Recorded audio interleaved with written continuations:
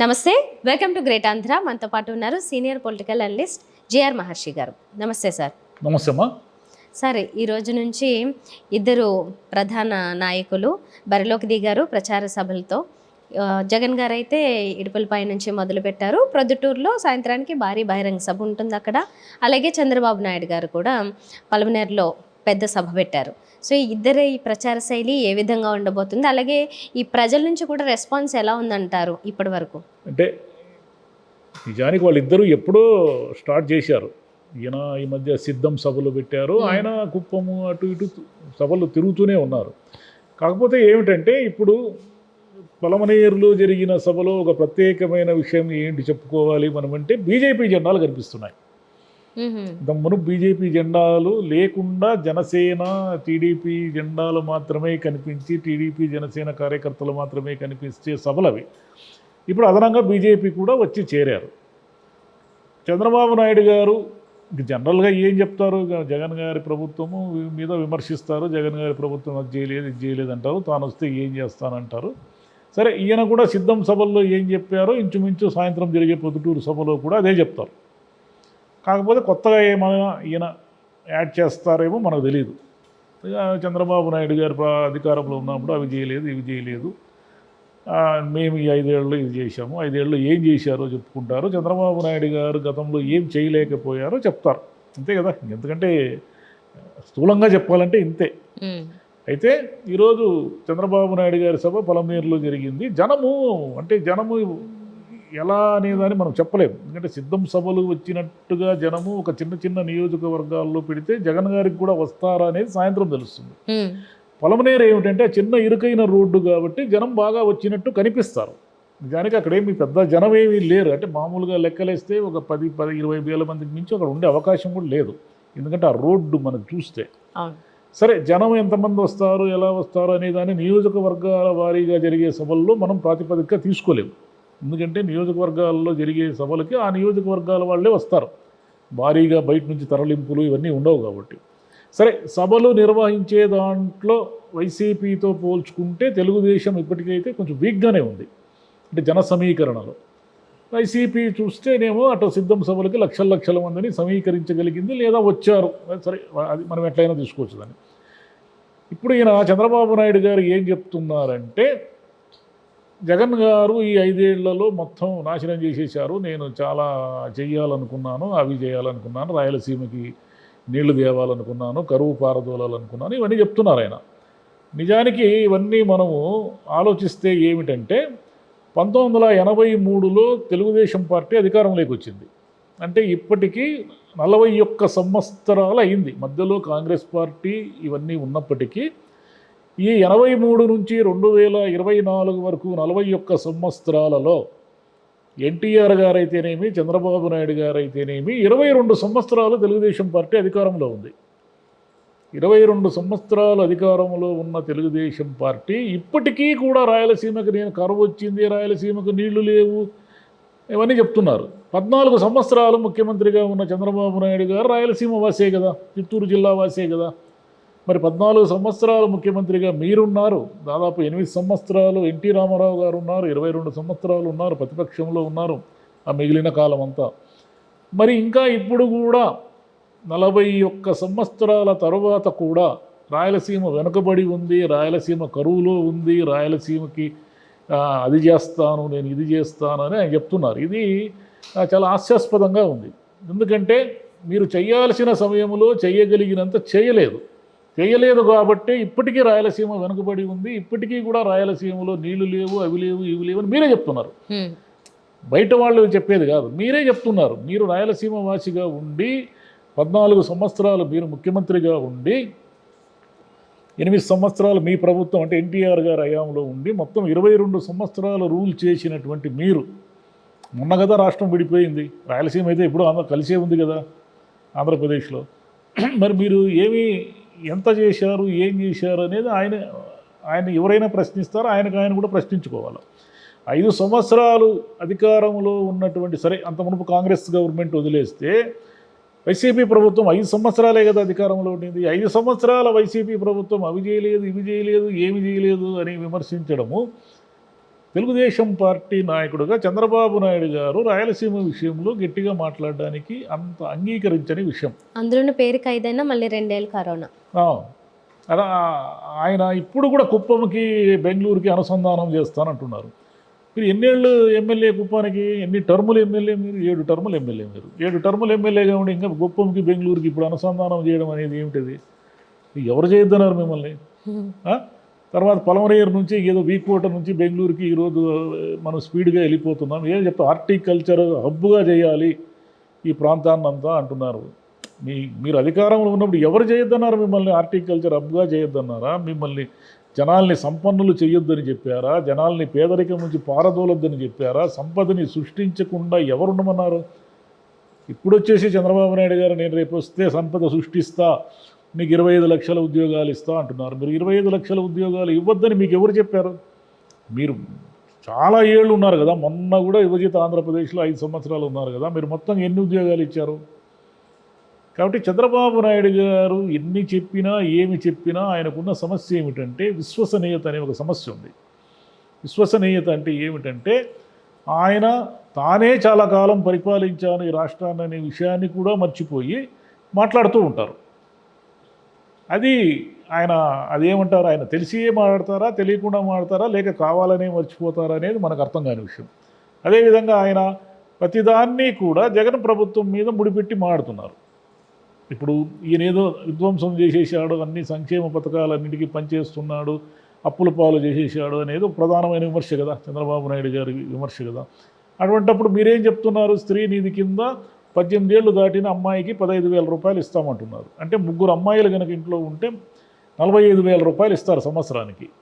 Okay, అంటే ఈ డబ్బులు సాయం చేయొద్దని కానీ ఎవరు అనరు. అదేవిధంగా చదువుకునే పిల్లలకు 15,000 ఇస్తామంటున్నారు. అంటే ఎంతమంది ఉంటే 4 పిల్లలు ఉంటే 60,000 సంవత్సరానికి. ఆయనే చెప్తున్నారు జనాభా తగ్గుతుంది, పిల్లల్ని పెంచండి, మీకు 4 ఉంటే 60,000 ఇస్తామంటున్నారు. ఇక 5 గ్యాస్ సిలిండర్లు ఏదో ఫ్రీ అంటున్నారు. ఇలా ఇంకా చాలా ఉన్నాయి దాంట్లో. మరి ఇవన్నిటికీ ఎక్కడి నుంచి తెస్తారు డబ్బు? ఎలా తెస్తారు డబ్బు? ఆ రహస్యం ఏదో చెప్తే అది మిగతా రాష్ట్రాలు ఉన్నాయి కదా, అప్పుల పాలైన రాష్ట్రాలు అనేకం ఉన్నాయి, మన చుట్టూరునే ఉన్నాయి. డబ్బులు ఎలా తేవాలో తెలియక ఏం చేయాలో తికమక పడుతున్నది. మరి ఆ రహస్యం ఏదో చెప్తే వాళ్ళు కూడా ఏదో కొంత మోడీ గారికి చెప్పండి పోనీ. ఆయన చెప్తే ఆయన ఇదేదో దేశమంతా అమలు చేస్తాడు కదా ఈ రహస్యాన్ని. హాయిగా దేశమంతా హాయిగా ఉంటుంది కదా. అంటే ప్రతి ఇంటికి 30,000, 40,000, 50,000 వచ్చి డబ్బులు వస్తూ ఉంటే, పేద వాళ్ళకు డబ్బులు వస్తూ ఉంటే మంచిదే కదా, ఎవరొద్దన్నారు? అది ఈరోజు జరిగిన పొలంనేరులో ఆయన సభలో ఉన్న విషయం ఏమిటంటే, ఆయన జగన్ గారి వ్యతిరేకతతో తాను చెప్పేవన్నీ జనం నమ్మేసి ఓట్లు వేసేస్తారు అని ఆయన అనుకుంటున్నారు. మరి జనం ఏమనుకుంటున్నారో తెలియదు. సరే, ఇక ఈయన ఇడుపులపాయలు ఇంతవరకు అది ఏదో తండ్రికి శ్రద్ధాంజలి ఘటించి ఏదో పూజలు అవి చేసి బయలుదేరారు. రోడ్ షో అనమాట. రోడ్ షో అంటే ఇంకా అక్కడ ఏమి పెద్ద మాట్లాడేది ఉన్నట్లేదు, ఊరికే చేతులు ఊపుతూ వెళ్ళడము, లేదా అక్కడ ఆగి ఏదైనా కాస్త ముఖాముఖి అవన్నీ ఉంటాయేమో ఇంకా తెలియదు. పొద్దుటూరులో సాయంత్రం బహిరంగ సభ జరుగుతుంది. మరి ఈయన జనరల్గా ఏం చెప్తారంటే, తెలుగుదేశం అవి చేయలేకపోయింది, ఇవి చేయలేకపోయింది, నేను చేశాను, నా పథకాల వల్ల మీకు. అంటే జగన్ గారికి చెప్పుకోవడానికి ఒక ప్లస్ పాయింట్ ఏమిటంటే, ఆయన చెప్పిన పథకాలన్నీ కూడా కరెక్ట్గా అమలు చేశాడు. అదొకటి ప్లస్ పాయింట్. ఆయన చేయలేకపోయినవి కూడా ఉన్నాయి కదా. మద్యము ఈ గోల ఒకటి ఉంది. ఈ మద్యం అనేది ఆయన చేయలేడు. ఆయనే కాదు, ఎవరు అధికారం లేకొచ్చినా సరే మద్యపాన నిషేధం చేయలేరు. ఎందుకు చేయలేరు అంటే, మద్యాన్ని అలా ప్రజా జీవితంతో పెనవేసుకుని పోయేలా మన రాజకీయ నాయకులు చేశారు. ఈరోజు కూడా జన సమీకరణ అంటే ఏమిటంటే, అన్ని పార్టీలు, ఇది ఏ ఒక్క పార్టీ దీనికి మినహాయింపు లేదు. జన సమీకరణ అంటే ఏమిటంటే, మద్యం బాటిల్, వాటర్ బాటిల్ లేకపోతే జనం రారు అనే స్థితికి రాజకీయ నాయకులు జనాల్ని తెచ్చారు. జనం కూడా అదే స్థితిలోకి వెళ్ళిపోయారు. కాబట్టి ఇప్పుడు మద్య నిషేధము అనేదే అదొక జరగని పని, జరిగే పని కాదు అది. పైగా దానివల్ల చాలా ఇబ్బందులు. ఎన్టీఆర్ గారు మద్య నిషేధం పెట్టినప్పుడు ఎన్నెన్ని కల్తీ సారాయి మరణాలు జరిగి అందరికీ తెలుసు. అయితే ఏమిటంటే, వంతుల వారీగా, విడతల వారీగా మద్యాన్ని నిషేధిస్తాను అని ఆయన అన్నారు. కానీ అది కూడా సాధ్యం కాదు.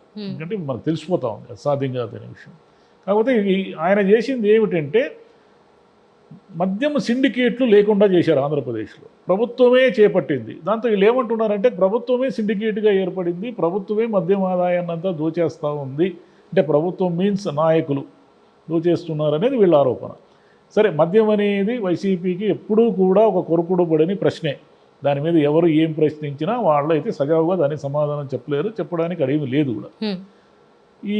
ఇది ఇక మీదట ఇలా జరుగుతుంది ఈ ప్రచారం అంతా కూడా. ఓకే, సరే, మేనిఫెస్టో అనేది చాలా ఇంపార్టెంటే కదా, దాన్ని ఎవరు ఎలా ముందుకు తీసుకెళ్తారు? ఇంకా అది పూర్తిగా చెప్పలేదు, ఇంకా టైం ఉంది కదా. అదే అంటే నామినేషన్ ప్రచారం మొదలైపోయింది ఆ టైం నుంచి, అది అవసరమే కదా ఇంకా నిజంగా. టైం మనకి చాలా ఎక్కువ 4వ విడత కాబట్టి మనకి విపరీతమైన టైం ఇవ్వడం వల్ల మేనిఫెస్టోకి కూడా టైం ఉంటుంది. ఎందుకంటే తెలుగుదేశం ఆల్మోస్ట్ ఆల్ ఇప్పుడు తెలుగుదేశం వాళ్ళ మేనిఫెస్టో మనకు అర్థమైపోతూ ఉంది. చంద్రబాబు నాయుడు గారు చెప్తున్న మాటల ప్రకారము ఆయన ఇస్తున్న ఏ పథకాలు అయితే ఇస్తారు అనే క్లారిటీ సుమారుగా ఉంది. ఇక్కడ వైసీపీ మేనిఫెస్టో ఎట్లుంటుందంటే ఆల్రెడీ ఉన్న పథకాలను ఈయన కొనసాగిస్తూ దాని ఎక్స్టెన్షన్ ఏదో చేయబోతారు. అంటే పెన్షన్ని 5,000 వరకు పెంచుకుంటూ పోతామని చెప్పడము, లేకపోతే రైతు భరోసా కానీ, లేకపోతే డ్వాక్రా రుణాలు రద్దు, ఇలాంటివి ఏవో చెప్పబోతున్నారు ఆయన. ఇంకా అవి మేనిఫెస్టోలో ఇంకా కొత్తగా ఏమైనా చేరుస్తారా, ఇప్పుడు ఉన్న వాటికే అదనంగా ఏదైనా యాడ్ చేస్తారా అనేది తెలియదు. అది వస్తుంది త్వరలోనే. ఓకే, సో మరి ఇంకా మూడవ ప్రత్యర్థి పార్టీ, కలిసిపోయిన పార్టీ, ప్రస్తుతానికి కలిసి పనిచేస్తుంది జనసేన నుంచి పవన్ కళ్యాణ్ గారు ఎప్పుడు మొదలెడతారు? వీళ్ళిద్దరూ మొదలు పెట్టారు కానీ నిజానికి పవన్ కళ్యాణ్ గారికి ఎక్కువ అవసరం. ఎందుకంటే ఆయన 10 సంవత్సరాల తర్వాత తన అదృష్టాన్ని పరీక్షించుకుంటున్నారు. 21 మంది అసెంబ్లీ అభ్యర్థులు, 2 పార్లమెంట్ అభ్యర్థుల్ని నిలబెట్టారు. ఈ గెలుపు అంటే జనసేనకి ఈసారి గెలవడం అనేది లైఫ్ అండ్ డెత్ క్వశ్చన్. అంటే జనసేన ఈసారి గెలిస్తేనే, మెజారిటీ సీట్లు గెలిస్తేనే అటు చంద్రబాబు నాయుడుకైనా అధికారం వచ్చే అవకాశం ఉంది. వీళ్ళు కూడా నిలబడి జనసేనకు కూడా ఉనికి ఉంది అని చాటుకునే అవసరం ఉంది. నిజానికి ఆయనే ముందు ప్రారంభించి ఉండాలి. ఆ వారాహితో ఇప్పటికి సగం రాష్ట్రం తిరిగేసి ఉండాలి. ఆయన ఏమిటంటే ప్రశాంతంగా ఉన్నారు. ఎందుకున్నారో తెలియదు. అంటే చేయొద్దు, మేము మొదలెడతాం ముందనే ఉన్న చంద్రబాబు గారు ఆపారా? ఏం ఆపారు, లోపల ఏం జరిగింది మనకు తెలియదు. కానీ పవన్ కళ్యాణ్ గారు కనీసం తాను తన పార్టీ పోటీ చేస్తున్న నియోజకవర్గాల్లోనైనా ఈ పార్టీకి సుడిగాలి పర్యటన చేసి ఉండాలి. ఎందుకంటే ఆల్మోస్ట్ వాళ్ళు డిసైడ్ అయిపోయినాయి కదా అభ్యర్థులు వీళ్ళంతా కూడా. అది అలా అంటే స్టార్ క్యాంపెయినర్ కదా. ఇప్పుడు చంద్రబాబు నాయుడు గారు, పవన్ కళ్యాణ్ గారు ఇద్దరు స్టార్ క్యాంపెయినర్లు. వస్తే మోదీ గారు వస్తారు, అమిత్ షా గారు వస్తారు, 1, 2 సభలు పెడతారు. అంతకుమించి వీలు కాదు. ఎందుకంటే దేశవ్యాప్తంగా పార్లమెంట్ ఎన్నికలు ఉన్నాయి కాబట్టి. లోకేష్ గారు కూడా ఒక రకంగా టీడీపీకి స్టార్ క్యాంపెయినరే, కానీ పవన్ కళ్యాణ్ అంత కాదు కదా. పవన్ కళ్యాణ్ అనే అతను చంద్రబాబు గారి కంటే పవర్ఫుల్. అంటే జనాల్ని పుల్ చేయడంలో, జనాల్ని దృష్టి ఆకర్షించడంలో. ఆయన ఒక సినిమా హీరో, సినిమా పార్టీ అధ్యక్షుడు కదా. అందుకని ఆయనకి ఉన్న చరిష్మా వేరు. కానీ ఆయన ఇప్పటికీ కూడా టైం దగ్గరికి వస్తున్నా కూడా ఆయన వారాహి ఏమైందో, ఆయన ఏమైనాడో, ఉత్తరాంధ్రలో 26 నుంచి ప్రచారం అన్నారు, ఇంతవరకు జరగలేదు. అది ఏమన్నా 1వ తేదీ నుంచి ఏమైనా చేస్తారేమో మరి, ఏమో తెలియదు. మరి ఆయన ఏమో స్లోగానే ఉన్నాడు ఎందుకో. రైట్, మరి ఎప్పుడు మొదలు పెడతారో? టైము ఉన్నది యూటిలైజ్ చేసుకుంటే అన్ని చోట్ల పర్యటనలు చేసుకునే ఉపయోగము. ఈ పార్టీకి వెళ్ళిపోయింది ఆయన జనంలోకి. రైట్, ఎందుకంటే ఇది క్రూషియల్ కదా ఆయనకి. అవును, ఇంకా చావోరేమో అన్నట్లు కదా ఇప్పుడు.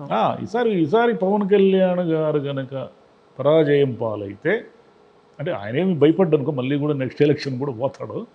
కానీ అది మోరల్గా ఇంకా ఆయన కష్టం అయిపోతుంది. అంటే వరుసగా పరాజయాలు ఎదురయ్యి మళ్ళీ నిలదొక్కుకోవడం రాజకీయాల్లో అంత ఈజీ కాదు. సినిమా నటుడు కాబట్టి ఆయన ఇంకా ఉన్నాడు. కానీ ఉనికిలో సినిమా నటుడు కాకుండా ఆయన 10 ఏళ్ళ పరాజయం పాలైంటేకినా మళ్ళీ ఇంకా ఆయన ఎవరు పట్టించుకునేవాళ్ళు. అంటే ఇప్పుడు ఆయనకే కాదులే, ఆయన ఫాలోవర్స్కి కూడా చెప్పుకోవడానికో మాట్లాడడానికో. అవును, అది ఆయన్ని విపరీతంగా అభిమానించేవాళ్ళు, జనసేన ఆయన తరఫున దూకిన వాళ్ళు, పార్టీని జెండా మోసేవాళ్ళు, వీళ్ళందరికీ కూడా రేపు చెప్పుకోవడానికి కూడా ఇబ్బంది కదా. ఏందో మీ నాయకుడు 10 ఏళ్ళ నుంచి అది అంటాడు, ఇది అంటాడు, ఏం ఉండదు, తీరా ఎలక్షన్ వచ్చేసరికి అయిపోతుంది అంటే అది అవమానం. కాబట్టి ఈసారి పవన్ కళ్యాణ్ అటువంటి స్థితి తెచ్చుకోవడమే అనుకుంటాం మనం. Okay, right sir, thank you. Thank you.